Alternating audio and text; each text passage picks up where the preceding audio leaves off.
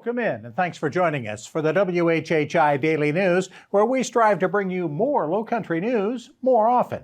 I'm Bob Stevens.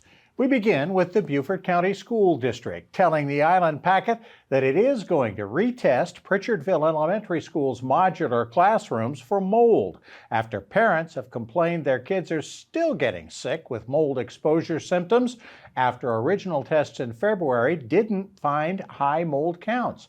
The district tested the modular classrooms last September, and when unsafe mold levels were found, fifth graders were moved until the building could be treated.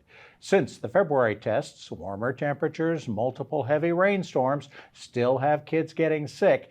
14 classrooms in 2 buildings are being targeted.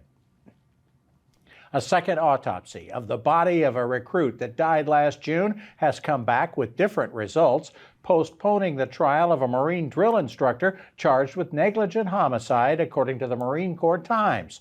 The second autopsy showed that Dalton Beals died of heart problems, not the hypothermia from the heat that the first autopsy had indicated.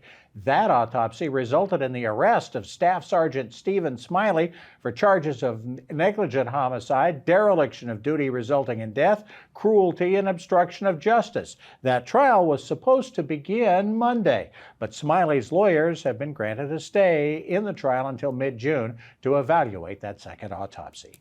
The court dates for many of Alec Murdaugh's associates are now being set while Murdaugh's appeal of his murder conviction is on hold.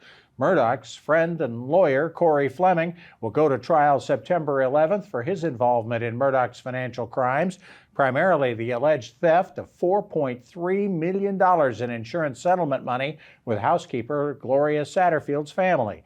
Fleming's trial will be in Beaufort County. Jerry Rivers and Spencer Roberts will go to trial in Colleton County in August and December for their apparent money laundering roles in Murdaugh's crimes. Trial dates were discussed but not set yet for Russell Lafitte and Curtis Smith. Trial dates for Murdaugh himself for his financial crimes is all on hold while the state legislature is in session because his lawyer, Dick Harpootlian, of course, is a state senator. A 21-year-old Beaufort man in trouble with the law again. Raul Francisco do Porto, who was out on bail after a shooting last July in the Grays Hill area, has been arrested again for another shooting that sent another Grays Hill man to the hospital just last week. Police say he approached the latest victim working outside his home and after a brief exchange shot him at least once. If you've got any information on that shooting, Beaufort County deputies would love to hear from you. And here's an issue that might be worth a chat at the dinner table soon to imagine what might happen closer to home. Richland County, Columbia, grappling with a potential expansion of a company that already does business in Richland County and is promising $16.5 million in investment and 100 more jobs. But the company is FN America, the maker of all sorts of guns, including semi-automatic weapons. The county council has so far rejected a deal that would offer tax breaks to the company, a common procedure to attract business.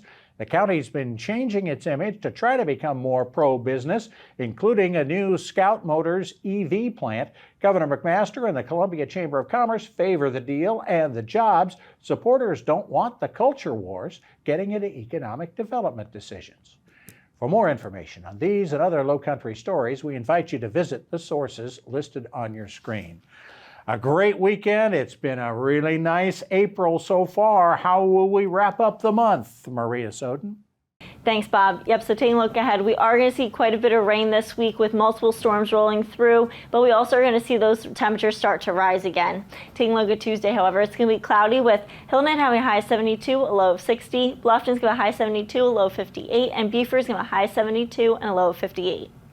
The sunrise for Tuesday is going to be at 6:43 and sunset's going to be at 7:59. Taking a look at the beach tides, low tide's going to be at 8:57 a.m. and high tide's going to be at 1:41 p.m.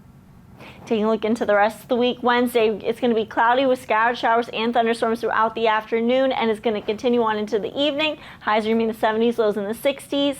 Come Thursday, we're going to see showers and thunderstorms in the morning. It should be clearing up a little bit by the afternoon. It'll be cloudy the rest of the day, and then we are going to see rain and thunderstorms again in the evening. Highs remain in the 70s, lows in the 60s. And then come Friday, we're going to see heavy thunderstorms in the morning. Then we're going to see scattered showers throughout the afternoon, but should be clearing up by the evening. Highs remain in the 70s, lows in the 60s. That's it for today. Let's hit it back to the desk. Thanks, Maria. When we come back, a chance for you to help your neighbors throughout the month of May. Stay with us.